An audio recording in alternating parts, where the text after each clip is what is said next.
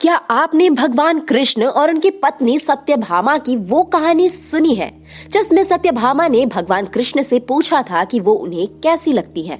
अब एक पत्नी का अपने पति से ऐसे प्रश्न करना कोई अनोखी बात तो नहीं थी, लेकिन इस प्रश्न का उत्तर भगवान कृष्ण ने ऐसे दिया कि सत्यभामा बहुत क्रोधित हो गई। जानते हैं क्यों? चलिए सुनाते हैं ये रोचक कहानी। मित्रों, भगवान श्री कृष्ण की 8 पत्नियां थी, जिनके नाम थे रुक्मणी, जाम्बवंती, सत्यभामा, कालिंदी, मित्रबिंदा, सत्या, भद्रा और लक्ष्मणा। लेकिन रुक्मणी के बाद अगर वो किसी के साथ सबसे ज्यादा समय बिताते थे तो वो थी सत्यभामा, जो उज्जैन के राजा सत्राजित की पुत्री थी, जो बेहद सुंदर थी। कहा जाता है कि नरकासुर संग्राम के दौरान उन्होंने भगवान श्री कृष्ण का साथ दिया था।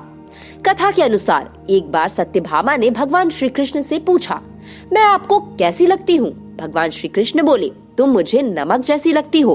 पति के मुख से ऐसी बातें सुनकर सुंदर सत्यभामा क्रोधित हो उठी और उन्होंने क्रोध में आकर श्री कृष्ण से पूछा कि आप मेरी तुलना नमक से कैसे कर सकते हैं? भगवान कृष्ण ने उस समय किसी तरह से सत्यभामा का क्रोध तो शांत कर दिया, लेकिन सत्यभामा इस बात को लेकर बहुत विचलित रहने लगी। कुछ दिन बाद द्वारकापुरी में भगवान श्री कृष्ण के महल में एक भोज का आयोजन किया गया, जिसमें भाग लेने के लिए भगवान कृष्ण ने सबसे पहले रानी सत्यभामा से आग्रह किया।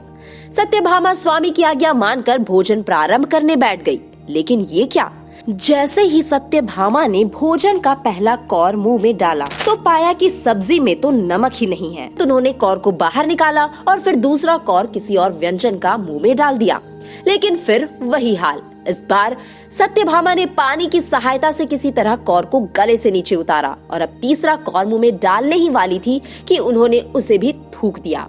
अब तक सत्यभामा अपना आपा खो चुकी थी। उन्होंने तुरंत पूछा कि आज रसोई किसने बनाई है? उसकी आवाज सुनकर भगवान श्री कृष्ण दौड़ते हुए सत्यभामा के पास पहुंचे और बोले, हे देवी, क्या हुआ? इतनी क्रोधित क्यों हो? उसने कहा, इस तरह बिना नमक की रसोई कौन बनाता है? एक कौर खाया नहीं गया। भगवान श्री कृष्ण ने कहा, नमक नहीं तो क्या हुआ, बिना नमक के ही खा लेती। उस दिन तो तुम नमक के नाम पर क्रोधित हो गई थी।